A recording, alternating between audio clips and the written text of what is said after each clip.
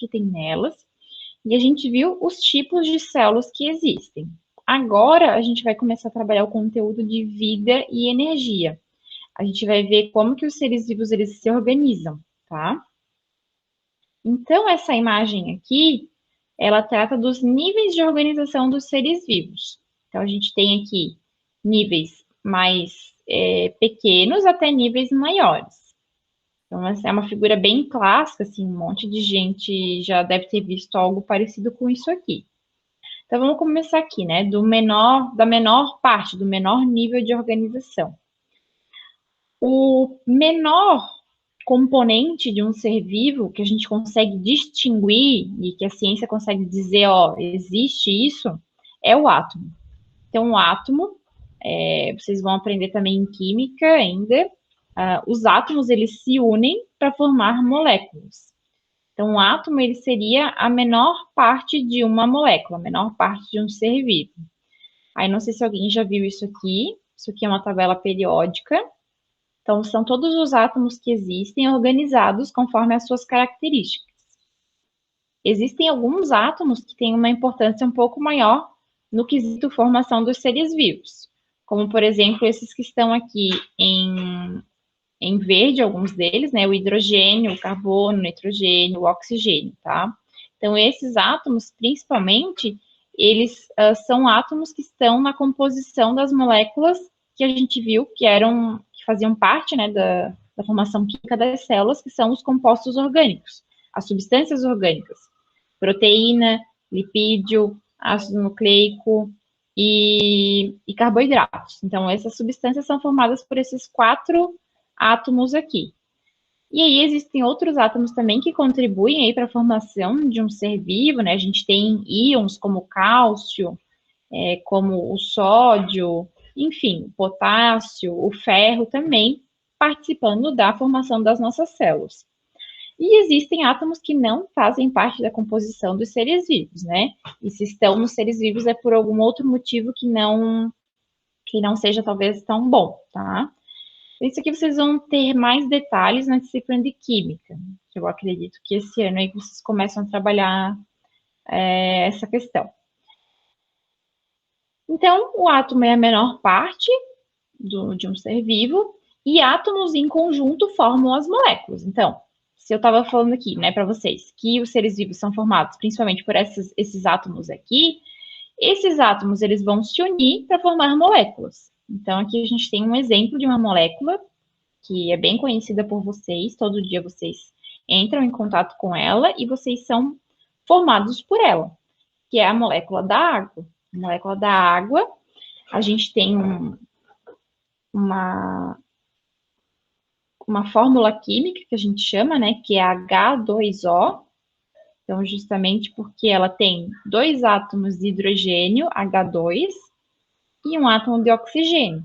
Então, a formação da molécula de água é essa, 2 átomos de hidrogênio e um de oxigênio.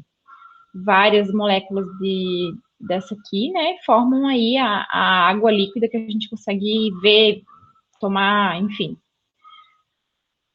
Outras moléculas que a gente viu até na aula anterior, né? A glicose, que era um exemplo de um carboidrato, ela é considerada uma molécula, ela é formada por vários átomos. Que átomos são esses? A glicose tem essa fórmula química aqui, ó, C6H12O6. Ou seja, uma molécula de glicose é formada por 6 átomos de carbono, 12 átomos de hidrogênio e 6 átomos de oxigênio. Isso aqui em conjunto e numa estrutura específica forma a molécula de glicose. A molécula de glicose é o açúcar e o menor açúcar que a gente tem. Aí existem outros, né, açúcares que a gente viu, os outros carboidratos, que aí são uniões, né, de outros açúcares. Uma outra molécula que a gente viu também na aula anterior, que eu comentei com vocês, que é uma proteína, é essa aqui, ó, a hemoglobina. A hemoglobina é uma proteína, então uma proteína é uma molécula formada por vários átomos. Que átomos são esses? São todos esses aqui que estão aqui, ó, escrito, e mais alguns que estão ocultos aqui para vocês ainda. Né? Eles estão aqui, mas estão ocultos. São exemplos de átomos. A gente tem átomo de carbono, de hidrogênio, tem átomo de nitrogênio, tem um átomo de ferro aqui, ó, no meio. Então, a proteína hemoglobina, ela é uma proteína que é responsável por formar a hemácia, que é uma célula que carrega o oxigênio, por exemplo, nós humanos. Para carregar o oxigênio, precisa do composto ferro aqui, para formar essa hemoglobina da forma correta.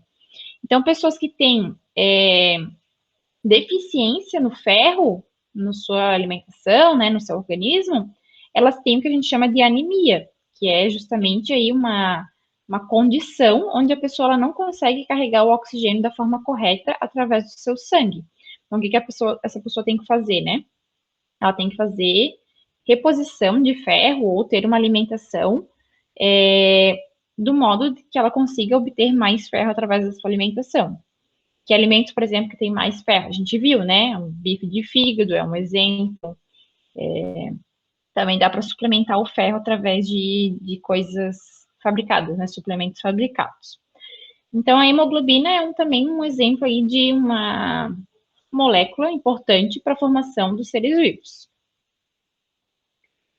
Na sequência,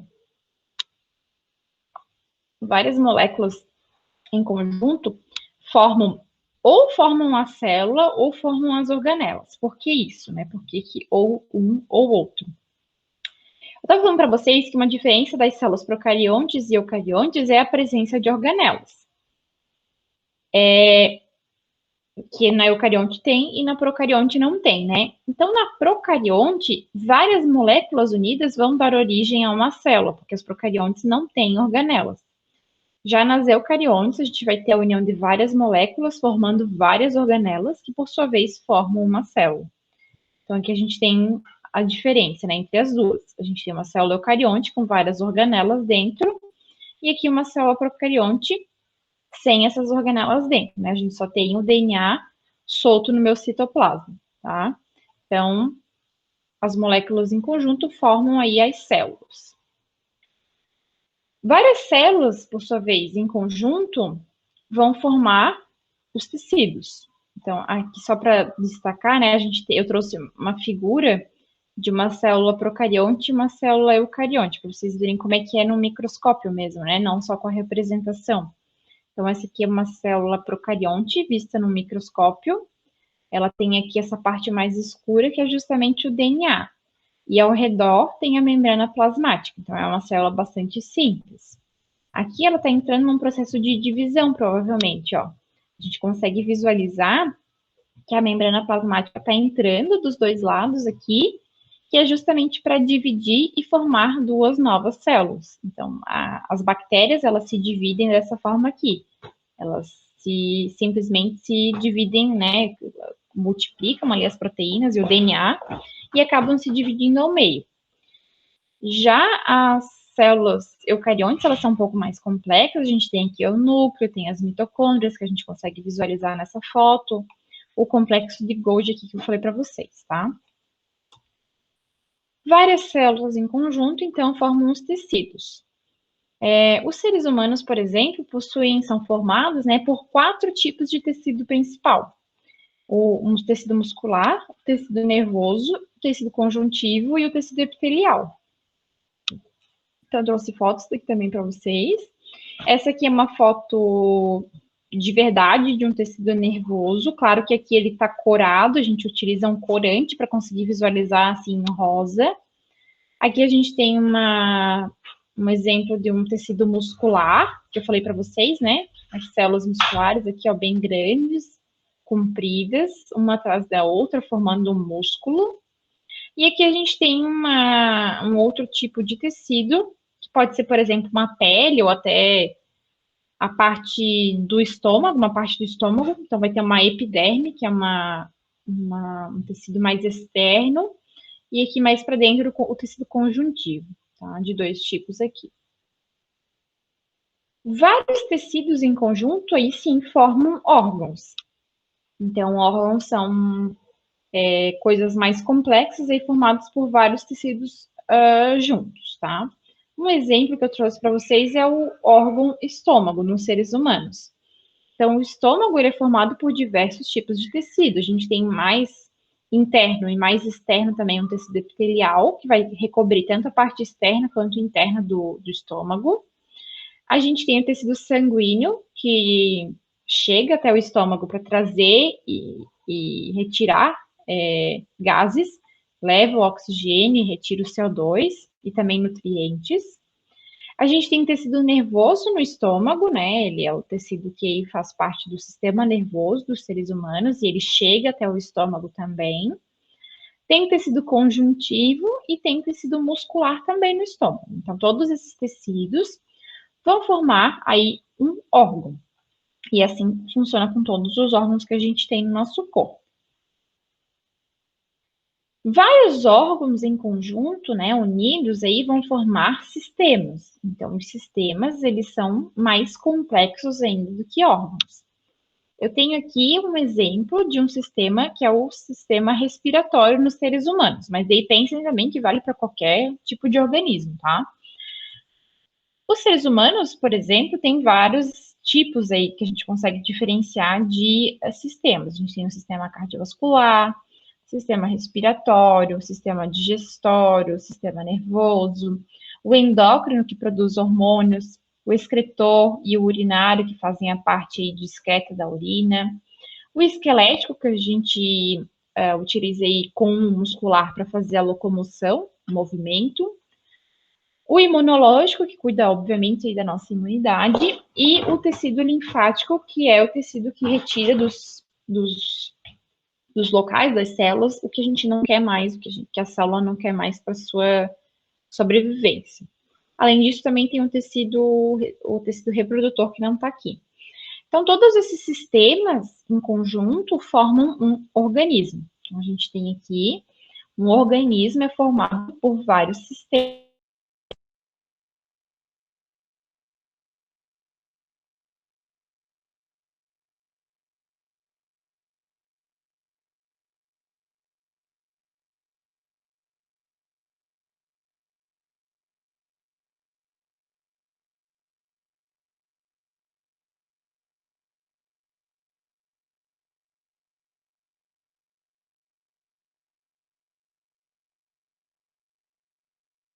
Ô, professora, você desativou o seu áudio.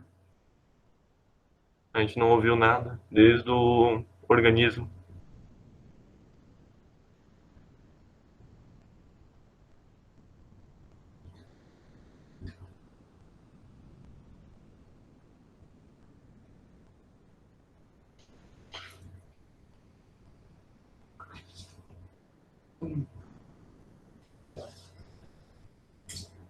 A gente.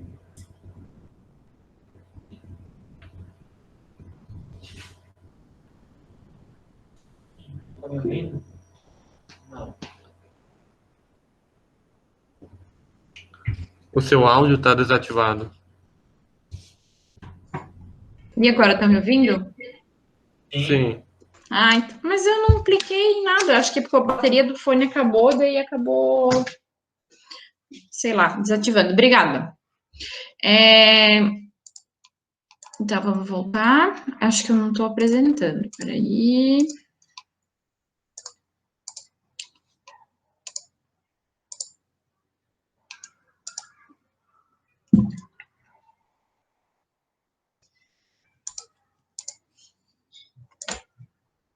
Então, eu estava comentando com vocês que vários sistemas em conjunto formam um organismo, tá? Então, um organismo pode ser qualquer coisa, né? Uma bactéria, um fungo, uma pessoa, um animal qualquer, uma planta qualquer, tá? Vários organismos da mesma espécie formam populações. Então, aqui a gente tem um exemplo de uma família, aí, né? Um pai, uma mãe e uma criança, e eles vão formar uma população. Então, a gente tem a população, por exemplo, humana. A gente consegue dizer que a população humana é formada por organismos humanos, seres humanos. Então, são seres que conseguem, são da mesma espécie. O que significa ser da mesma espécie, né? Como que a gente sabe que eles são da mesma espécie? Biologicamente falando, a mesma espécie significa seres que conseguem se reproduzir e formar descendentes férteis. Então, um ser humano consegue copular com outro ser humano e gerar um descendente que seja fértil em geral, tá?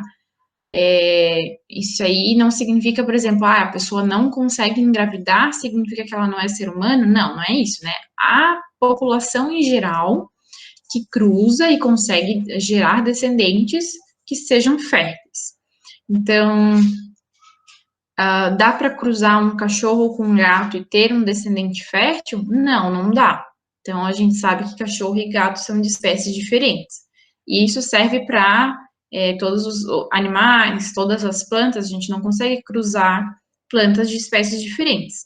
É isso justamente que faz com que ela seja uma espécie determinada e a outra seja outra espécie determinada. Então, populações são conjuntos de organismos que sejam da mesma espécie. A partir daqui, a partir de organismo, né, que a gente sai do organismo e passa para a população, a gente tem agora a entrada de uma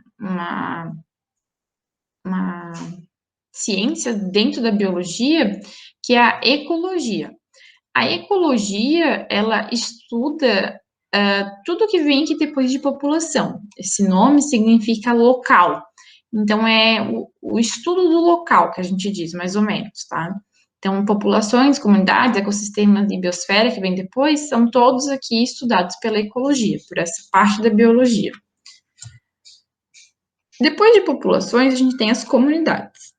Então, as comunidades seriam formadas por seres vivos de diferentes populações. A gente tem várias populações em conjunto. Então, aqui nessa foto, a gente tem uma população de humano, representado por essa criança aqui, uma população canina, representada por esse cachorro, tem uma população de gramíneas, representada aqui nessa grama, e tem uma população aqui de árvores, representadas aqui atrás. Então, nessa foto, todos os seres vivos dessa foto formam uma comunidade. Então, aí um exemplo, né? A gente tem a população de São Pedro de Alcântara, que é formada pelas pessoas de São Pedro de Alcântara. Então, a gente consegue até dizer, né? Qual é a população de pessoas de São Pedro de Alcântara? Bom, tem, sei lá, 5.000 habitantes. Essa é a população humana de São Pedro de Alcântara. Quantas capivaras tem em São Pedro de Alcântara? Em São Pedro de Alcântara tem 10.000 capivaras, tem mais capivaras, digamos, do que humano. Então, a população de capivaras de São Pedro de Alcântara é de 10.000 capivaras. A comunidade de São Pedro de Alcântara, aí sim, é formada pelos 5.000 habitantes, né, moradores, que são pessoas, e as 10.000 capivaras. Isso é uma comunidade. Eu estou pegando todos os seres vivos de São Pedro de Alcântara e estou aí analisando. Isso forma uma comunidade. Depois da comunidade, a gente tem o ecossistema, os ecossistemas. E aí sim a gente tem fatores que a gente diz que são fatores abióticos, que não são mais bióticos. Fatores bióticos são fatores que são vivos, então, por isso que a gente estava vendo aqui na comunidade, que são todos os seres vivos que formam a comunidade. Um fator que é abiótico significa fatores que não são vivos, como, por exemplo, o clima, a temperatura, a chuva, a umidade, tudo isso é abiótico. Por isso que um ecossistema, ele é formado por todos os seres vivos daquele local, mais os fatores abióticos daquele local. Então, se está chovendo, se está seco, se está frio, se está calor, tudo isso em conjunto forma um ecossistema.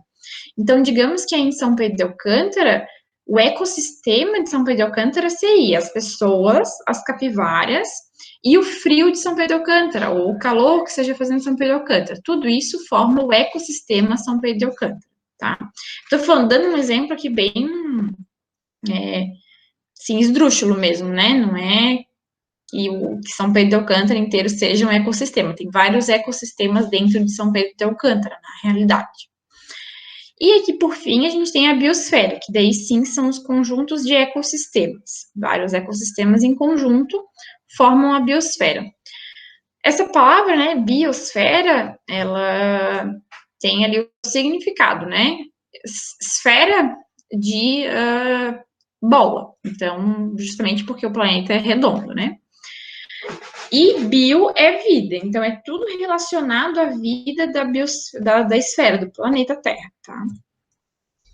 Aqui antes eu trouxe esse exemplo aqui também para mostrar para vocês que várias coisas podem ser consideradas um ecossistema. Então, essa poça da água aqui, por exemplo, pode ser considerado um ecossistema. Como assim, prof? Bom, a gente tem aqui fatores bióticos, que são esse cidadão aqui pescando, e tem coisas aqui que a gente não consegue visualizar, mas que são vida. Se o cara tá pescando, provavelmente tem peixe aí dentro, né? Vamos pensar assim. Além do peixe, que também é vida, vai ter ali bactéria, vai ter protistas, vai ter fungo, tudo aqui em conjunto com fatores abióticos. Que fatores são esses? Bom, a água é um fator abiótico, que está aqui presente. Também tem o asfalto, toda a areia que está aqui dentro dessa poça. Isso aí vão ser os fatores abióticos. A temperatura que está no local, tudo isso, né? Então, sim, uma poça de água pode ser considerado um ecossistema. Então, a biosfera, ela é o conjunto de todos os ecossistemas que a gente tem. A biosfera, ela pode ser dividida em 3 partes também. A gente estuda dessa forma, a gente estuda como atmosfera, então toda a biosfera presente na camada de ar da nossa esfera, da nossa Terra. A hidrosfera, que então seria toda a parte que relaciona com a vida que está dentro da água, tanto de rios quanto de mares. E a litosfera, que daí lito significa pedra, tá? Então é a parte terrestre, de fato, da biosfera. Então, a gente pode ter um ambiente de uma floresta, por exemplo, que é um ecossistema, a gente pode ter um rio de São Pedro do Alcântara, a gente pode ter um mar, e em todos esses locais aqui vai haver seres vivos, vão haver seres vivos. Então, a gente consegue aí estudar essas partes, né, diferentes, esses ecossistemas, com relação à parte viva deles, e as relações que acontecem ali.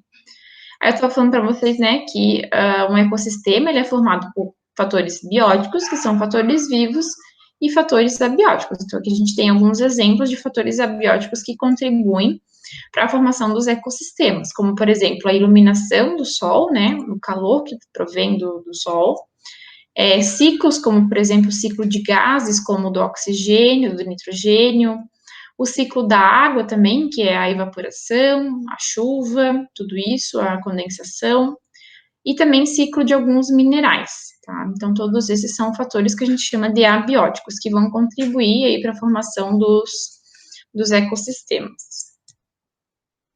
Como um fator abiótico, um exemplo são as variações que acontecem com relação à temperatura e umidade do ano, né, as estações do ano, então primavera, verão, outono, inverno, enfim, os seres vivos, eles vão se modificando com relação a essas variações que acontecem aí durante o ano, né, e essas variações, elas ocorrem, mas existe aí um equilíbrio que a gente chama de equilíbrio ecológico. Então, a planta, ela vai, num determinado momento, ficar mais verdinha, num outro momento ela vai perder a folhagem, mas isso se renova. Então, se houver um equilíbrio ecológico, a gente consegue manter esses seres vivos que estão aqui nesse local, e isso é importante.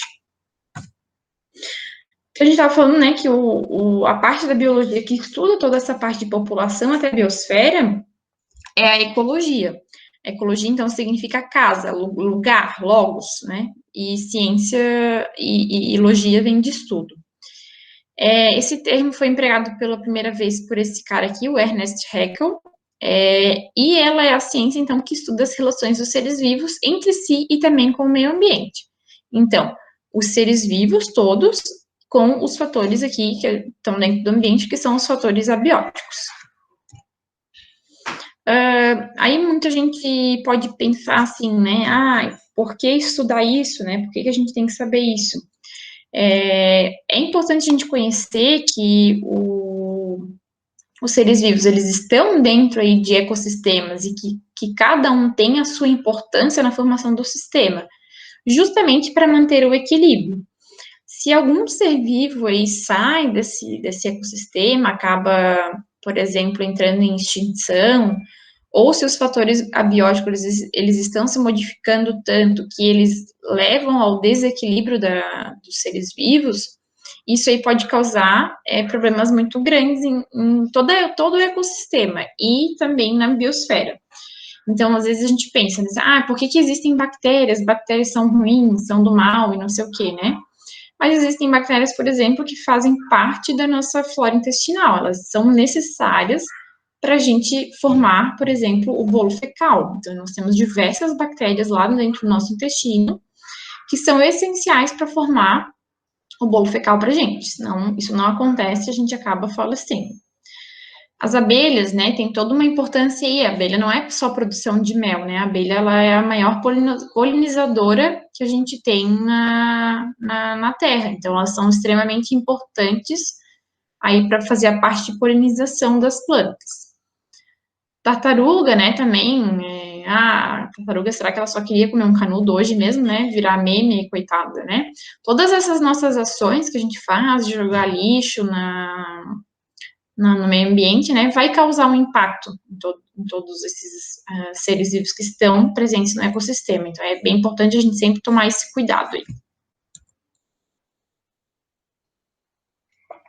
Então, como a gente estava falando, a população, ela é formada por seres da mesma espécie, né, então aqui a gente tem uma população de macacos, e a comunidade, ela é formada aí por vários tipos de seres vivos. Então, aqui a gente tem aves, diferentes aves de espécies, né, diferentes, a gente tem mamífero também, nós temos aqui seres vivos como plantas, né, diversos tipos de plantas aqui atrás tem mais planta. Também aqui dentro desse laguinho, né, parece um mangue, vai ter peixe, vai ter bactéria, vai ter fungo, vai ter protista, tudo isso vai estar em conjunto formando essa comunidade. Existem alguns termos que são importantes de vocês conhecerem para entender como que a ecologia funciona, né? Um exemplo é o nicho ecológico. O nicho ecológico são os fatores que contribuem para a sobrevivência daquela espécie naquele local. Então, aqui nessa foto, por exemplo, né, a gente tem um ser vivo aqui, que é essa plantinha, e essa planta, ela tem o seu nicho ecológico. Então, cada ser vivo aí vai ter um nicho ecológico específico. O nicho ecológico dessa planta aqui, o que que é? É a água que está aqui nessa terra, que ela precisa absorver para fazer as suas funções vitais. Aqui nessa terra também vão estar sais, então, sais inorgânicos, que ela precisa também para fazer as suas funções e produzir o seu alimento. E também vai ter aqui a incidência de energia solar para essa planta fazer a fotossíntese dela, para ela produzir o alimento dela. Então, todos esses fatores aqui constituem o nicho ecológico dessa planta. Então, tudo isso aqui é necessário para que essa planta aqui se desenvolva e sobreviva. Já o habitat é o local que a espécie ocupa no ecossistema. Então, a gente estava vendo ali, né, que um ecossistema é formado por fatores abióticos e bióticos. E no caso do ser vivo, ele tem um local onde ele ocupa nesse ecossistema. O local a gente chama de habitat. Então, aqui nesse exemplo, a gente tem uma Vitória régia e o habitat dela é justamente a superfície dessa água desse rio. Então, o habitat é o local onde a espécie ocupa no ecossistema. Aí a gente entra aqui na parte de transferência de matéria e de energia nos ecossistemas, tá? Então, a gente viu até agora aí como que é formada a biosfera, né? As partes menores aí, desde átomo até chegar na biosfera. E agora a gente vai entender um pouquinho como que ocorre a transferência de matéria e de energia nos ecossistemas. Como que passa isso, né? Como que transfere. Então, o que que acontece? Nas relações dos seres vivos, a gente tem diversas cadeias alimentares que são formadas. Essas cadeias alimentares, então, são a estrutura por onde a matéria e a energia elas vão passar. Então, aqui nesse exemplo, a gente tem aqui uma planta qualquer, que é comida por um gafanhoto, que por sua vez o gafanhoto é comido por um sapo, que por sua vez é comida aqui por uma ave de rapina. Então, a gente tem uma cadeia alimentar com 4 elementos: a planta, o gafanhoto, o sapo e a ave de rapina. Podem existir outros elementos aqui? O sapo pode participar de outra cadeia alimentar? Sim, tá? O sapo, ele também pode comer escorpião, ele também pode comer mosca e outras coisas também, assim como a ave de rapina, ela pode comer coisas diferentes de um sapo. A mesma coisa acontece com o gafanhoto, ele pode comer outros tipos de planta que não essa aqui, que é de uma espécie específica. Então, isso aqui é uma cadeia alimentar simples com quatro elementos, né, digamos assim. Os níveis tróficos de uma cadeia alimentar, eles são definidos de alguma forma. Então, a gente tem um produtor, que sempre começa num produtor, uma cadeia alimentar. Um produtor é um ser vivo que justamente produz a sua própria energia, o seu próprio alimento. Quem pode ser produtor no mundo, né, no ecossistema? Bom, produtor só pode ser as plantas e algumas cianobactérias e algas. As algas também são produtoras. Então, elas, através da energia que provém do sol, elas vão conseguir fazer aí o seu próprio alimento, produzir o seu próprio alimento através da fotossíntese. Então, a gente diz que eles são produtores. Os consumidores, por sua vez, eles vão se alimentar de um outro ser vivo que já existe. Eles não conseguem produzir o seu próprio alimento. Então, a gente tem aqui um consumidor primário, um consumidor secundário e um consumidor terciário. Podem ter até mais consumidores, tá? Não só esses aqui. O primário, obviamente, ele é o que come o produtor. Ele vai se alimentar, então, do produtor. O produtor fabricou seu próprio alimento, vem um consumidor primário aqui e come esse produtor. O consumidor secundário, por sua vez, ele vai consumir o consumidor primário. Então, aqui o sapo vai comer o gafanhoto. E o consumidor terciário vai vir aqui e comer o consumidor secundário. Pode ter um quaternário aqui? Pode ter alguma coisa aqui que vai se alimentar dessa ave de rapina, né, do consumidor terciário. Além disso, existe um item de cadeia alimentar que a gente não consegue colocar num nível, a gente não consegue determinar qual é o nível dela, a gente não consegue dizer se está em primeiro, segundo ou terceiro nível. Por quê? Porque ele pode estar em todos os níveis, que são os decompositores. Então, a gente consegue dizer aqui, né, número 1, número 2, número 3, número 4. O decompositor, ele vai estar em todos. Então, os decompositores são formados pelos fungos e pelas bactérias, e eles são seres vivos que conseguem aí, se alimentar tanto do produtor como de todos os outros aqui consumidores. Eles vão fazer a parte de decomposição desses seres vivos que estão aqui, tá? Então, assim que a energia e a matéria vão se transferindo, né? A matéria que foi produzida pelo produtor através da fotossíntese, ela vai ser armazenada pela planta através de amido. Amido é um carboidrato que as plantas armazenam, né? O formato de armazenar o carboidrato dela. E essa matéria, ela vai passar para o consumidor primário. O consumidor primário vai lá se alimentar do produtor e ocorre a transferência de matéria para o consumidor. O sapo, por sua vez, vai consumir a matéria aqui do consumidor primário, né? Então, essa matéria, ela vai passando aí de nível a nível da cadeia alimentar. Como que o primeiro nível produz a matéria, que a gente estava vendo aqui que é o produtor, né? Ele produz a matéria através da fotossíntese. Eu vou entrar mais em detalhes ao longo do ano, ainda com vocês, falar mais sobre fotossíntese, mas basicamente, bem resumido, é um processo onde as plantas, elas capturam a energia que vem do sol, que é uma energia física, e com o auxílio do CO2 que elas capturam do ar, da atmosfera, elas transformam o CO2 e a energia física em energia química, que é o açúcar, propriamente dito, e o oxigênio. Então, as plantas, elas absorvem o CO2 do ar e a luz e fabricam o açúcar e o oxigênio que liberam para a atmosfera, tá? Então, resumidamente é isso, mas a gente vai ver com mais detalhes mais para frente nesse ano como que esse processo funciona, tá?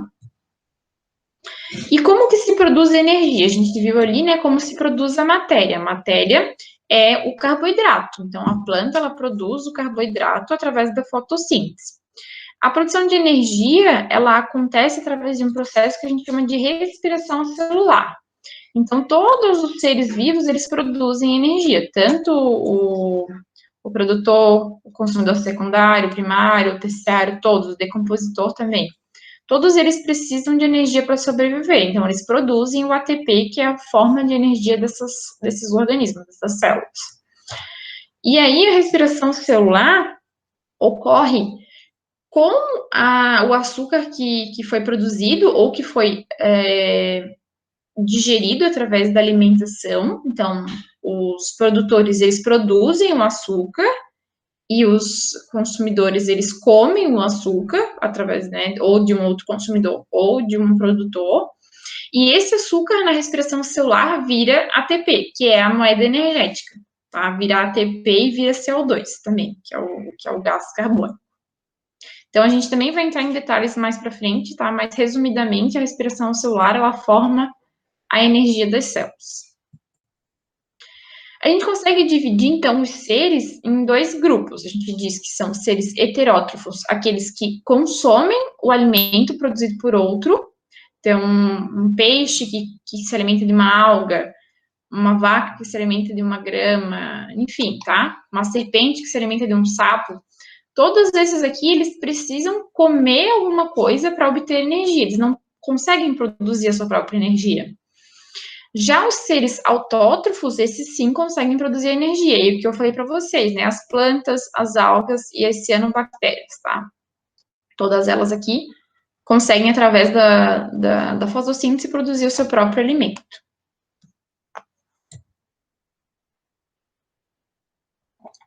E existem ainda alguns seres que a gente chama de onívoros, tá? Os onívoros, eles são um tipo de seres heterótrofos. Então, eles se alimentam tanto de carne quanto de vegetal, tá? Ele tem uma dieta mais variada aí, tá? Então, aqui, ó, a gente tem também um ciclo aqui, né? Um produtor sendo comido por um consumidor primário, depois tem um consumidor secundário, um terciário, e o decompositor, ele não tá só aqui no fim, tá? Ele vai decompor todos esses itens aqui da nossa cadeia alimentar. Aqui tem um exemplo, né, de decompositor. Então, os fungos são decompositores. Aqui tem um fungo se alimentando de um tronco que já não está mais vivo, um tronco em decomposição. Então, ele morreu, né, a planta, o tronco caiu, e aí o fungo, ele faz esse trabalho de decomposição. Ele vai transformar a lenha, né, em outro tipo de matéria orgânica. Ele vai se alimentar dessa lenha. Aqui tem umas maçãs em processo de decomposição também. Esse processo de decomposição, na realidade, ele é uma transformação da matéria. Ele é modificar a matéria para que ela saia de um estado e vá para um outro estado. Geralmente, a decomposição, ela pega aquele material e transforma em partes menores. Então, esse é o que acontece justamente na decomposição. Agora, falando um pouquinho sobre pirâmides ecológicas, tá? Se alguém tiver alguma dúvida e quiser me parar, pode parar, tá? A gente consegue formar algumas pirâmides ecológicas, para a gente ter uma noção, assim, por que a gente faz isso? Para a gente observar como que funciona naquele local, se o ecossistema está em equilíbrio, ou se tem algum componente das cadeias alimentares que estão em excesso. Então, se tem um consumidor terciário que está em excesso, o consumidor terciário vai acabar com todos os consumidores secundários, então não vai ter mais consumidor secundário.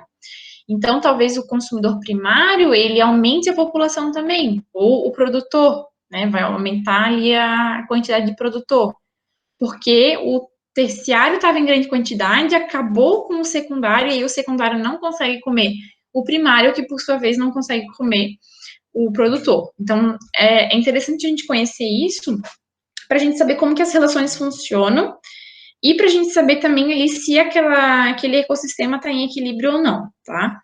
Então, aqui, por exemplo, né, a gente sempre tem, relacionado à pirâmide de energia, o produtor, ele vai estar sempre aqui em maior quantidade, a gente tem uma maior quantidade de produtor, então, para alimentar um consumidor secundário, eu preciso de mais produtor. o consumidor primário, que vai estar numa menor quantidade ainda do que o consumidor secundário. E o consumidor terciário, aí que por fim vai estar em menor quantidade ainda. Sempre ocorre aqui uma perda de energia, que a gente chama. Então, aqui, ó, vejam essa pirâmide aqui também acontece a mesma coisa, né? Então, aqui a gente tem uma quantidade de energia, o gafanhoto vai comer a grama, vai acontecer uma perda de energia aqui. E o sapo vai comer o gafanhoto, vai acontecer mais uma perda de energia. Então, quando um ser vivo ele se alimenta de outro, ele está captando a matéria orgânica que será transformada em energia, principalmente pelo processo de respiração, né? E as relações de transferência de energia entre os níveis tróficos, elas são representadas por diagramas como esse aqui, que a gente chama de pirâmides ecológicas. Então, aqui tem um exemplo também de uma pirâmide de energia. Então, a gente tem um capim, né? Vejam que tem todo um pasto aqui enorme, a quantidade de capim é muito grande, para alimentar alguns indivíduos que são aqui as vacas, né? Bois e vacas. E, por sua vez, essas vacas, elas servem de alimentos para um outro organismo, que é o carrapato. O carrapato suga o sangue da vaca, né? Então, vai diminuindo aqui a quantidade de energia que vai sendo transferida. O capim está em maior quantidade, perde energia para a vaca e a vaca perde energia para o carrapato. Então, vai se perdendo energia conforme aí a pirâmide vai aumentando aqui na sua altura, né, nos seus próximos degraus. Aqui tem um exemplo de rede alimentar. Aí, rede alimentar é o conjunto das cadeias alimentares. A gente estava vendo até então as cadeias alimentares como que são, né? Como que funcionam. A gente pode ter 4 itens, pode ter 5 itens, pode ser que um daqueles itens trabalhe em outras cadeias, e aí a gente forma a rede alimentar. Então, aqui, por exemplo, tem uma cobra aqui bem no centro dessa rede alimentar, uma serpente. E ela come o sapo, que também pode comer um coelho, pode também comer um pintinho, também pode comer um gambá. Então, a cobra, vejam, que ela pode ser comida, pode comer, vários animais que estão aqui. E esses animais, por sua vez, eles podem participar de outras cadeias alimentares, né? Então, o sapo, ele pode ser comido também aí por um outro tipo de animal, por uma ave, por exemplo, né, que não está aqui representada. Já a cobra, por sua vez, ela pode ser comida por uma ave de rapina, né, que também pode comer um coelho, que também pode comer um pintinho, enfim. Todos os seres vivos aqui em conjunto, então, vão formar uma rede alimentar, tá? Mas existem diversas conexões entre esses diferentes seres, tá? Aqui uma teia alimentar. A teia alimentar seria o conjunto de todas as redes alimentares de um ecossistema. Então, por exemplo, em São Pedro de Alcântara, todas as redes de alimentares, né, que existem no município vão formar a teia alimentar, digamos, de São Pedro de Alcântara. Então, a gente tem aqui diversos animais, né, se relacionando de diferentes formas. Então, todas as redes alimentares juntas formam uma teia alimentar. Aí agora eu trouxe umas perguntas para vocês, para a gente ver como que esses conteúdos são cobrados nos vestibulares, como, por exemplo, o Enem, tá? Então, eu trouxe aqui o Enem e outros vestibulares. Então, deixa eu ver a carinha de vocês, se vocês ainda estão aí me ouvindo. Estão aí ainda? Acho que estão, né? Estão meio travados. Agora eu vi vocês. Agora eu vi. Então, sempre que eu puder, eu vou tentar trazer questões de Enem, assim, e de vestibulares, para vocês terem, indo tendo a ambientação com esses conteúdos mesmo, como eles são cobrados, justamente para chegar na hora do vestibular e aí não passar nenhuma dificuldade, tá? Às vezes a gente não vê como que o vestibular cobra, né, e depois chega na hora do vestibular e não faz ideia de como que ele cobra os conteúdos que a gente aprende desde o primeiro ano do ensino médio. Então, vamos lá. Então, aqui tem uma pergunta de um vestibular, que é a FUVEST, lá de São Paulo, e pergunta o seguinte: O cogumelo shiitake é cultivado em troncos onde suas hifas nutrem-se de moléculas orgânicas componentes da madeira.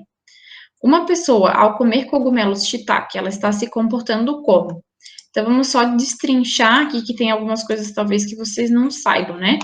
Cogumelo shiitake, então, é um fungo, justamente ele é cultivado em troncos, então, troncos são partes da árvore, né, madeiras que estão em processo de decomposição, que elas já estão mortas, e aí as hifas são estruturas desse fungo aqui, desse cogumelo, e elas vão se nutrir de moléculas orgânicas presentes no tronco, presentes nessa madeira.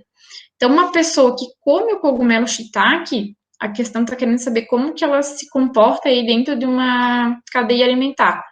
Se ela vai ser um produtor, um consumidor primário, um consumidor secundário, um terciário ou um decompositor.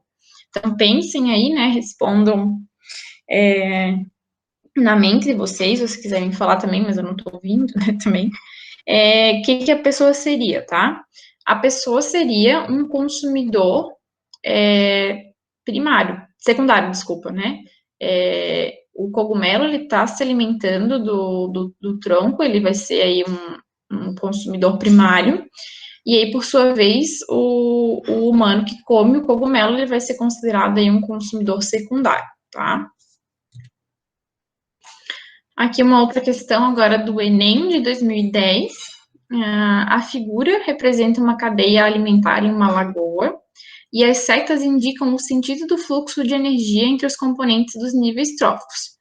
Então, eu estava mostrando para vocês, né, as cadeias alimentares, e aqui o fluxo de energia ele vai estar representado por essas setas, como que acontece.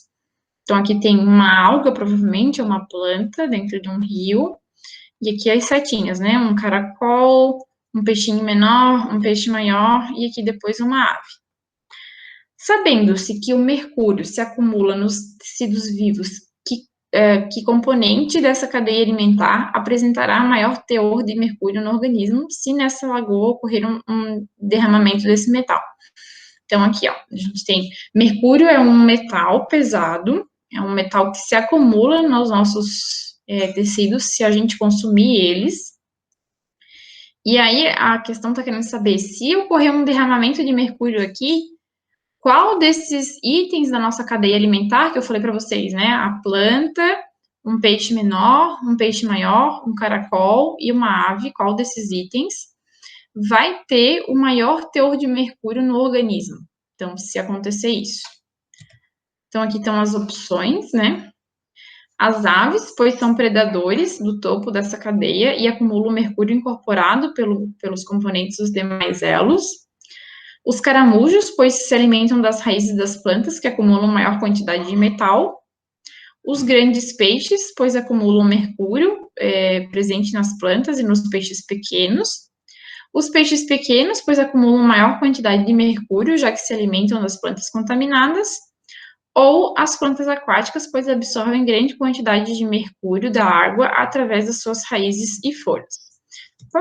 Então, aqui a resposta, né, tem um tempinho aí para vocês pensarem nela, mas aqui se a gente está falando de transferência de um item, né, a transferência de mercúrio na cadeia alimentar. O mercúrio, ele fica acumulado em todos os organismos, em todos os tecidos. Se o mercúrio vai cair aqui na água, a gente tem que pensar que todos os organismos da água vão absorver o mercúrio.